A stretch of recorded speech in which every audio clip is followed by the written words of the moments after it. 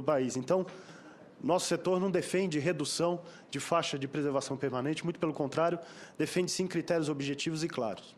Então, o Código Florestal ele é importante para regrar as áreas de preservação permanentes e o que a gente deseja é que tenham critérios cada vez mais claros e objetivos, tanto de mensuração e aplicação. Quanto mais claros forem esses critérios, melhor vai ser tanto para o aplicador, que são os órgãos do CISNAMA, quanto daqueles que são usuários desse sistema, que são todos os cidadãos, representados ou não pelos setores produtivos. E aqui, só para a gente trazer para o campo da realidade, o que significa hoje você aplicar a legislação ambiental e o como o código é importante nessa aplicação. Hoje, só para você ter ideia, eu utilizei aqui o exemplo do Estado de São Paulo, mas eu podia estar utilizando qualquer outro Estado da Federação, que grosseiramente, no que diz respeito às legislações federais e às suas regulamentações, se aplicam a todos esses estados. No caso de São Paulo, quando você tem um empreendimento, você vai ter que aplicar, em termos de legislação, atual Código Florestal, no que dispõe o seu artigo 2º, na aplicação das faixas de preservação permanente. Quando se tratar de um empreendimento que dá dentro do ecossistema de Mata Atlântica, e a gente tem uma faixa de transição dentro do Estado de São Paulo, que são as faixas de cerrado, e aí tem uma legislação específica também que se aplica.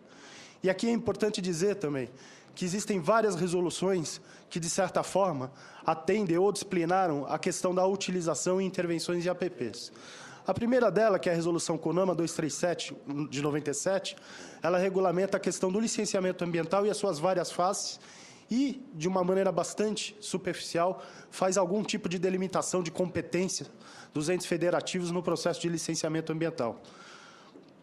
Como todos sabem, principalmente os senadores, aqui existe um importante projeto que está em curso nessa casa, que é o PLC 1, que fala justamente dessa questão das competências dos entes federativos no processo de licenciamento ambiental. Esse é um projeto de suma importância para que a gente tenha não só a segurança jurídica, mas principalmente uma administração pública mais eficiente, separando o que são assuntos exclusivos da União, pertinentes somente aos estados ou, de uma forma subsidiária, aos municípios. Um outro aspecto bastante importante, que é a questão da Resolução 303 de 2002, que ela deu os parâmetros e definições das áreas de preservação permanente. No entanto, essa resolução ela falhou justamente em precisar, como bem colocou o Carlos Nobre, a questão dos aspectos de objetivos técnicos claros para a sua aplicação. Um exemplo somente, que é a questão das APPs de topo de morro, da forma como está se regrando nessa resolução, só para se ter conhecimento, num caso de um estado como o Estado de São Paulo, que tem uma estrutura de licenciamento ambiental bastante antiga, hoje toda ela consolidada na Companhia Ambiental do Estado de São Paulo, a CETESB, desde 1976, e agora especificamente somente na CETESB, se você perguntar para 10 técnicos diferentes da própria CETESB, que tem experiência, cargo acumulado nessa atividade, eles vão te responder 10 soluções diferentes da aplicação da APP de topo de morro. Então, esse tipo de legislação é uma legislação que não atende ninguém, principalmente uma sociedade moderna. Então, a revisão desse critério, tal qual está exemplificado na versão do código que está sendo analisado nessa casa, ela procura deixar isso de uma forma muito mais objetiva e muito mais fácil de ser controlada e aplicada. A própria Resolução 369, de 2006, ela trouxe uma série de critérios bastante interessantes no que diz respeito à questão de intervenção em área de preservação permanente. Inclusive aspectos aqui mencionados que não estão previstos nesse relatório, mas que devem ser restabelecidos.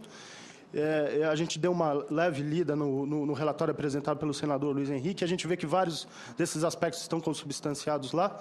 e é importante que ali estejam, a gente tenha uma lei que seja auto-aplicável, isso é muito importante para um país como o nosso, e principalmente para um marco regulatório tão importante como esse novo Código Florestal.